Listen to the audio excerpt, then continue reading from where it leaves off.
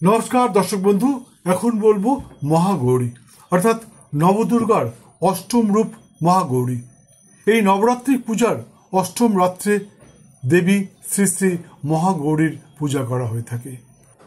দেবাদিদেব মহাদেব বা শিবকে পুনরায় স্বামী রূপে পাওয়ার উদ্দেশ্যে মা কঠোর তপস্যায় কৃষ্ণবর্ণা হয়ে পড়েন। কিন্তু দেবাদিদেব মহাদেব মায়ের তপস্যায়, মায়ের সাধনায় তুষ্ট হয়ে তাকে পত্নীরূপে গ্রহণ করবার পর পবিত্র জলাশয়ে স্নানের সাথে সাথেই মা শঙ্খ বা চন্দ্রের ন্যায় উজ্জ্বল বর্ণা হয়ে ওঠেন। তাই মাকে বলা হয় মহাগৌরী। বৃষভ বাহনা, শ্বেত বস্ত্র পরিহিতা এবং নানা অলঙ্কারে সুসজ্জিতা মা শ্রী শ্রী মহাগৌরী। এখানে মা চতুর্ভুজা।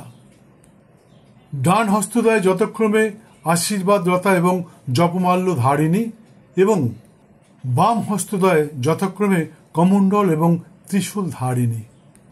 নবরাত্রি পূজার অষ্টম রাত্রে মাতা শ্রী শ্রী মহাগৌরীর পূজায় মাকে তুষ্ট করতে পারলে সাধক বা সাধিকা যে কোনো ব্যক্তিকে অতি সহজেই নিজের বশে বশীভূত করতে পারে। এটাই মাতা মহাগৌরীর পূজার বিশেষ মাহাত্ম্য। এবার জেনে নেওয়া যাক পুজোর দিনক্ষণ।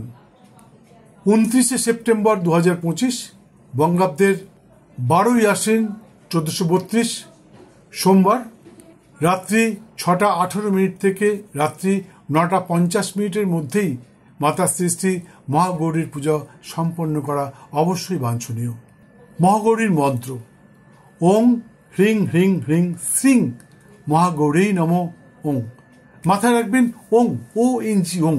অনেকে ও এম বলে, স্টাইল করে ও এম বলবেন না, তাহলে আপনার সাধনা সম্পূর্ণ হবে না। এটা প্রাচীনকালে ছিল না, ইদানিং মোটামুটি 50-60 বছর ধরে এই OM শব্দটা উচ্চারিত হচ্ছে। আগে কিন্তু ছিল না, আগে সবাই ওংই বলতো, ONG ওংই বলতো। পুরনো পুঁথির পুস্তকে আপনি নিশ্চয়ই দেখতে পাবেন, হিন্দিতে যখন দেখবেন তখন ও এর ডান দিকে একটা লেজ এবং তার উপরে চন্দ্রবিন্দু, আর বাংলায় যখন দেখবেন তখন দেখবেন ওর উপরে একটা চন্দ্রবিন্দু, অর্থাৎ ওং। যাই হোক, এ নিয়ে বিতর্ক করে লাভ নেই। অনেকে অনেক রকম নানা রকম স্টাইল আবিষ্কার করে, তারা চায় যে আমার মত অনুযায়ী সবাই চলুক, কিন্তু এটা ভুল। যাই হোক, এবারে বলি ফুল আর্ঘ্য। যে প্রথম দিন যে ঘটটা বসেছেন সেই ঘটের উপরে ফুল আর্ঘ্য দিতে হবে। দোপাটি বা গাঁদা ফুল ছিঁড়ে কুচু কুচু করে তা দিয়ে আপনি ফুল আর্ঘ্য দেবেন। আর যদি পদ্মের পাপড়ি তার মধ্যে মিলিয়ে নিতে পারেন তাতে খুব ভালো হয়। ফুল আর্ঘ্য কি? এতে গন্ধপুষ্পে ওং হ্রিং হ্রিং হ্রিং শ্রিং মহাগৌরী নম ওং। মাথায় রাখবেন, এই যে আপনি করছেন, এই যে ফুলার্ঘ্য দিচ্ছেন, এই ফুলার্ঘ্য দেওয়ার জন্য এই 3টে আঙুল ব্যবহার করবেন। এই 3টে আঙুলে ফুল ধরে ওং হ্রিং হ্রিং হ্রিং এতে গন্ধপুষ্পে ওং হ্রিং হ্রিং হ্রিং শ্রিং মহাগৌরী নম ওং বলে আপনি ঘটের উপর ফুলার্ঘ্য নিবেদন করবেন। হ্যাঁ, আর প্রসাদ যে আছে সেই প্রসাদ প্রথমে, আচ্ছা আর একটা কথা, এরপরে আপনার প্রণাম মন্ত্র আছে। কি করে প্রণাম করবেন? প্রণাম মন্ত্র যথাক্রমে ওং শ্বেত বৃষারূঢ়ে মাতো সর্ব সৌভাগ্যদায়িনী সর্বসুখ হরে দেবী শ্রী শ্রী মহাগৌরী নমঃ স্তুতে। এই হচ্ছে মহাগৌরীর প্রণাম মন্ত্র। হাত জোর করে বলবেন, মাথায় রাখবেন। এবং সর্বশেষে যখন পুজো শেষ হয়ে গেল, এরপর হাত জোর করে প্রণাম করবেন এবং বলবেন, তবে একটা কথা বলে দিচ্ছি, এটা কুমারী কন্যা, কুমারী কন্যাকে কিন্তু প্রত্যেক পুজোতেই বলেছি, কুমারী কন্যা কিন্তু সঙ্গে রাখবেন যদি সম্ভব হয়। সবার পক্ষে সম্ভব না কুমারী কন্যা পাওয়া, একটা বিরাট ব্যাপার। তবে যদি কুমারী কন্যা পান তাহলে সেই কুমারী কন্যার বয়স যেন 11 বছরের নিচেই হয়। তার কারণ 12 বছরে পড়লেই অনেক সময় মেয়েরা বড় হয়ে যায়। তাই 11 বছরের মধ্যে কোনো 5 বছর থেকে আরম্ভ করে 11 বছরের মধ্যে কোনো শিশু কন্যাকে সঙ্গে রাখবেন পুজোর সময়। এবং পুজো শেষ হলে তার পায়ে হাত দিয়ে প্রণাম করবেন যদি সম্ভব হয়। যদি সম্ভব না হয় তাহলে তার ডান হাতটা আপনি আপনার মাথায় ছুঁয়ে আপনার মনের ইচ্ছা জানাবেন, আপনার যে সমস্ত ইচ্ছা আছে, যে কারণে আপনি পুজোটা করলেন। তবে এই পুজোয় মেয়েরা কিন্তু তার মনোমতন স্বামী লাভ করতে পারে।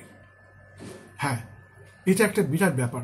আমি দেখেছি আমার অনুসন্ধানকালে অনেক মেয়ে আছে যারা মহাগৌরীর পূজায়, আমি নিজে পুজো করি এবং এই পুজোর সময় মহাগৌরীর জন্যে যখন পুজো করি তখন মেয়েদের ডাকি যে আসো, যাদের বিবাহযোগ্য কন্যা যারা আছে তাদেরকে ডাকি, তাদেরকে বলি তোমরা বসো, বসে তোমরা তোমাদের মনস্কামনা জানাও।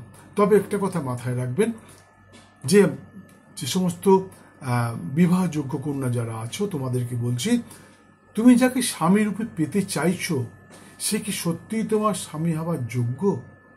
সে কি তোমার ভরণ পোষণের দায়িত্ব নিতে পারবে? সে কি সত্যি সৎ একজন মানুষ? এইগুলো বিচার করবে। আর 2 নম্বর কথা, বিয়ের আগে জটক বিচার কিন্তু অবশ্যই বাঞ্ছনীয়। মানুষকে উপর থেকে দেখলে কিচ্ছু বোঝা যায় না। আমি যে জামাটা পরে রয়েছি, আমার ভেতরে যে গেঞ্জিটা আছে সেটা কি রঙের গেঞ্জি, তোমরা কি বুঝতে পারছো? কেউ বুঝতে পারছে? কেউ কি বুঝতে পারে? সম্ভব নয়। তাই মানুষের মনের ভিতরটা কি আছে সেটা জানবার জন্য জটক বিচার কিন্তু অবশ্যই বাঞ্ছনীয়। বিয়ের আগে অবশ্যই জটক বিচার করিয়ে তারপর আপনি নিজে বিয়ে করুন বা ছেলে মেয়ে বা কোনো আত্মীয় স্বজনকে বিয়ে দিন। প্রয়োজনে আমার এই চ্যানেলেই বিবাহ বিচ্ছেদের মেন কারণ দেয়া রয়েছে, আপনি দেখে নিতে পারেন বা আপনি আমাকে ফোন করতে পারেন, স্ক্রিনে দেওয়া নাম্বারে ফোন করতে পারেন বা আপনি আমার ওয়েবসাইটে গিয়ে পড়ে নিতে পারেন। খুব ভালো হয় যদি আপনি আমাকে ফোন করেন, আপনাকে আমি লিঙ্কটা পাঠিয়ে দেবো, ভিডিওটা বাড়িতে বসে দেখে নেবেন। বিয়ের পর কেন মানুষের জীবনে অশান্তি হয়, কেন ডিভোর্স হয়, ইত্যাদি ইত্যাদি অনেক কিছু সেখানে রয়েছে। যাই হোক, বেশি বাড়িয়ে লাভ নেই, ভিডিওটা বড় হয়ে যাবে। তবে যে কোনো পুজোর পর প্রথমে যে শিশুকন্যাকে আপনি রেখেছেন যার বয়স 5 বছর থেকে 11 বছরের মধ্যে, তাকে প্রণাম করবেন, তার কাছ থেকে আশীর্বাদ নেবেন, মনে মনে আপনার মনস্কামনা জানাবেন, আর প্রসাদ সর্বপ্রথম সেই শিশুকন্যার হাতে তুলে দেবেন, তাকে প্রয়োজনে খাইয়ে দেবেন। আর যদি কোনো শিশুকন্যা না পান তাহলে একটু প্রসাদ নিয়ে একটি থালার মধ্যে দিয়ে বলবেন, মাগো আমি কোনো শিশুকন্যাকে পেলাম না, তো আমি জানি এই খাবার খেয়ে তুমি প্রসাদ করে দিয়েছো, তারপরেও তোমাকেই নিবেদন করলাম, মাগো সর্বপ্রথম তুমি এই প্রসাদ খাও। তারপর সেই প্রসাদ সর্বপ্রথম আপনি নিজে খাবেন, তারপর সকলকে ডিস্ট্রিবিউট করে দেবেন। আর ক্ষমা প্রার্থনা কিন্তু অবশ্যই বাঞ্ছনীয়।